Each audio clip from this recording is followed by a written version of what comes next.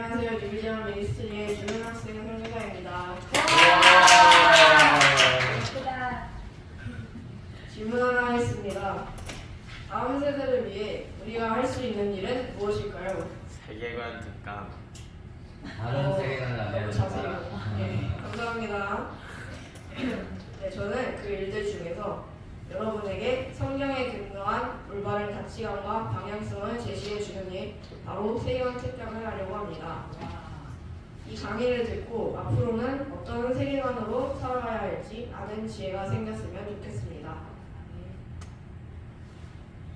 세계관이란 무엇일까요? 한 사람의 내면에 오랜 시간 동안 경험과 지식이 쌓여 내면화된 것. 맞습니다. 바로 그겁니다. 답이 나와있죠. 우리는 올바른 세계관으로 세상을 바르게 보고 거짓된 세계관으로 세상을 바르지 않게 봅니다. 우리나라의 한반도를 예로 들면 남한의 대통령은 자유민주주의, 북한의 김일성은 공산주의와 수령주의 체제를 선택했고 그것이 한반도의 운명을 갈라놓았습니다. 그 나라의 지도자가 어떤 세계관을 갖고 있는지에 따라 그 나라의 운명이 결정됩니다. 이제 세계관이 조금 중요해 보이나요? 네. 이제부터 성경적 세계관, 이슬람 세계관, 세속적 인본주의 세계관, 마르크스주의 세계관, 포스트 모더니즘 세계관, 뉴에이지 세계관, 현대사회의 세계관 이 7개에 대해 알아보고 각 세계관에서 성경적 세계관에서 보여지는 이 3가지 질문에 대한 답도 들어보겠습니다. 먼저 성경적 세계관은 하나님의 존재와 마지막 날의 심판이라는 전제가 깔려 있습니다. 구성은 창조, 타락, 구속의 관점으로 이해할 수 있습니다. 창조에서는 하나님의 자녀인 인간은 다른 어떤 생명체보다 더 존귀하다고 합니다. 그래서 인간의 존엄성을 인정해야 한다고 합니다. 타락의 이유는 아담과 하와의 불순종이 있습니다. 그때부터 선과 악의 기준은 하나님이 정해주시는 기준이 아니라 자신의 판단이 기준이 되었습니다. 그렇다면 그 해결책은 바로 죄의 대가를 치르는 것입니다. 그것은 하나님과의 관계가 회복되는 것이고 다시 순종하는 삶으로 돌아가는 것입니다.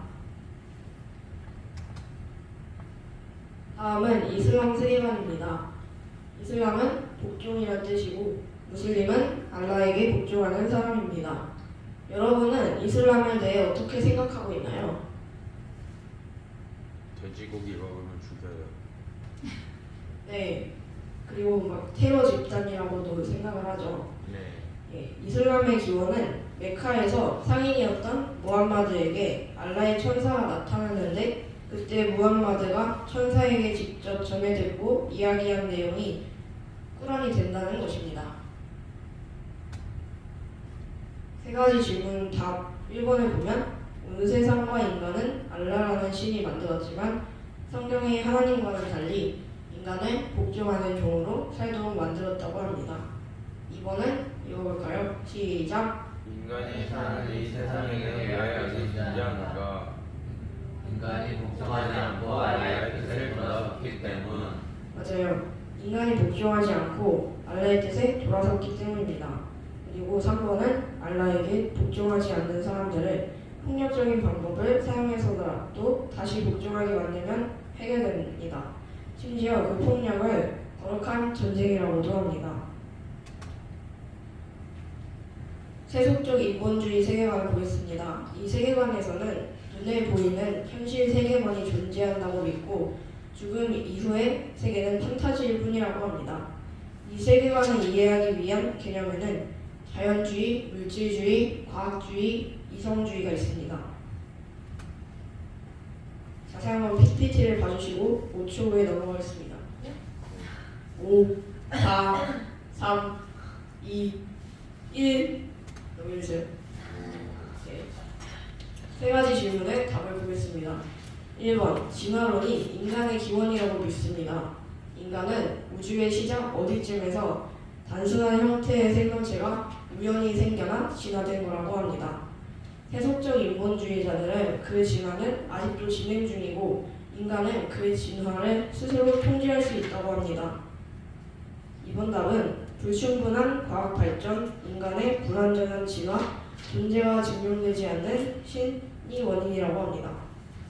3번 해결 방법은 신에게 의존하지 않고 인간의 이성적 능력으로 지식과 과학기술을 발달시키는 것입니다.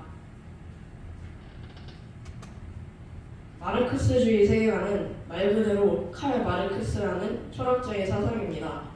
마르크스주의는 막시즘이라고 부르기도 하고 사회주의 또는 공산주의라는 말과 같이 쓰이기도 합니다. 사회주의랑 공산주의의 뜻은 이겁니다. 3, 2, 1. 예. 세 가지 질문에 답을 보겠습니다. 1번 답은 세속적 인본주의와 같이 진화론을 믿는 물질주의 세계관입니다. 2번 답은 물질의 불평등한 분배 때문이라고 합니다. 그래서 가진 자와 못 가진 자의 갈등의 결과로 억압과 소외가 생겨났다는 게 마르크스주의 세계관의 주장입니다. 그 해결 방법은 못 가진 자 계급을 해방시켜 경제적 불평등을 해소하는 것입니다. 여기서 문제 해결의 주체는 공산당과 공산당을 이끄는 소수 엘리트 집단입니다. 이들은 자본주의를 인간의 탐욕에 기반한 악한 체제로 규정하고 공산주의는 평등에 기반한 선한 체제라고 합니다. 포스트 모더니즘 세계관을 보겠습니다. 오늘날은 포스트 모더니즘 시대로 불립니다. 이 말은 근대를 넘어섰다는 뜻입니다. 이것은 인간의 이성과 과학에 대한 신뢰가 깨어지기 시작했다는 것을 의미합니다. 포스트 모더니즘을 이해하기 위해 알아야 할 개념에는 후기 구조주의가 있는데, 구조주의는 그것을 둘러싼 사회 문화적 구조에 의해 정의된다고 하는 생각입니다.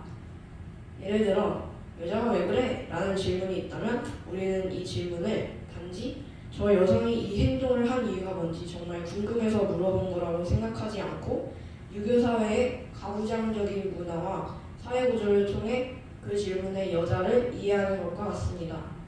후기 구조주의는 구조주의가 이야기하는 구조가 거짓이기 때문에 해체해야 한다고 주장합니다. 예를 들어 남녀, 동성애, 이성애 등을 구별짓는 모든 사회문화적 구조를 해체해야 한다고 합니다. 세 가지 질문의 답을 보겠습니다. 1번 인간에게 하나의 정체성은 존재하지 않는다고 합니다.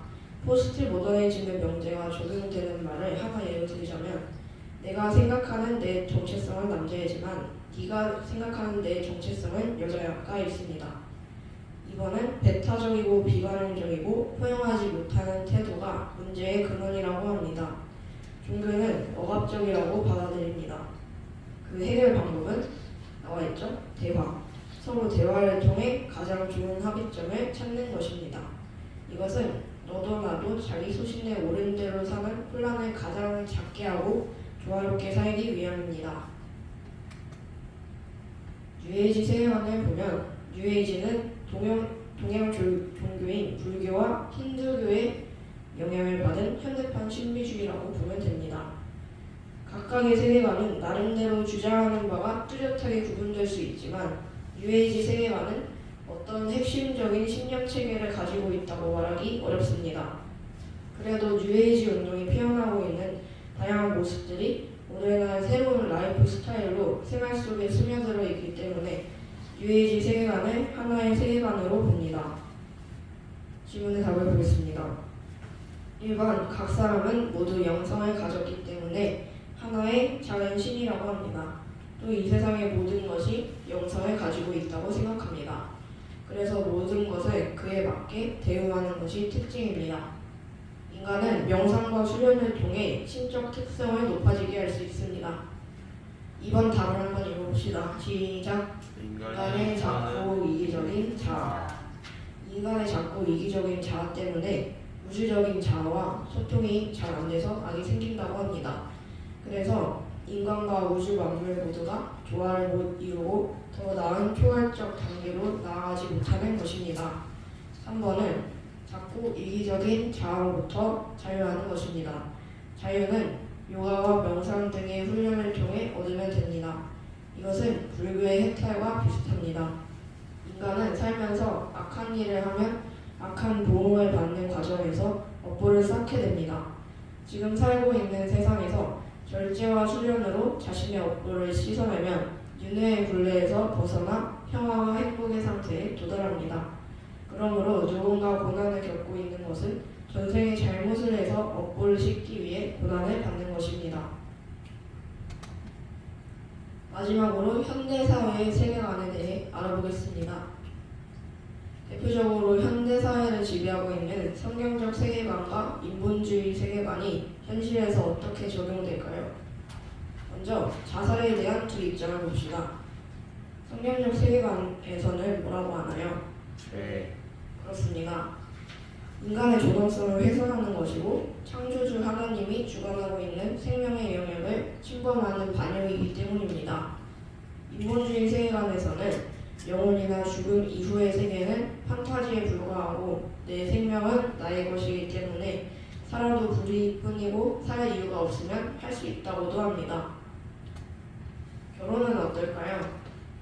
성경적 세계관에서는 뭐라고 하나요? 한 쌍의 남녀. 네, 성경적 세계관에서는 결혼이 한 남자와 한 여자가 하나님과 사람 앞에서 일평생 서로 헌신하기로 하는 언약이라고 말합니다. 하지만 인본주의 세계관에서는 뭐라고 하나요? 두 사람 성별 무관. 네, 동성 결혼을 합법화시킨 쪽에서는 두 사람 간에 서로 뜻이 같아서 결합하는 것이라고 합니다. 낙태에 대한 입장은 어떨까요? 성경적 세계관에서는 여성이 신체를 자유롭게 사용할 수 있다고 해도 태아는 독립된 인격체이고 귀한 생명이니까 하면 안 된다고 합니다. 인본주의 세계관에서는 여성은 자신의 신체에 대한 결정권이 있으니까 원하지 않은 임신을 하면 태아를 죽일 수 있는 권리가 있다고 합니다. 여러분, 우리가 크리스천으로서 세계관을 공부하는 목적이 무엇인가요? 다른 세계관을 찾기 위해. 네, 맞습니다. 우리가 가진 세계관이 무엇인지 잘 분별함으로써 올바른 세계관으로 살기 위함입니다. 크리스천은 성경적 세계관을 가지고 살아가는 사람입니다. 그렇다면 우리가 해야 할 일은 무엇일까요? 다른 세계관으로 살아야지. 네, 그것도 있지만 하나님의 계명을 지키는 일, 바로 하나님 사랑, 이웃 사랑입니다. 지금까지 제 발표를 들어주셔서 감사합니다. 오!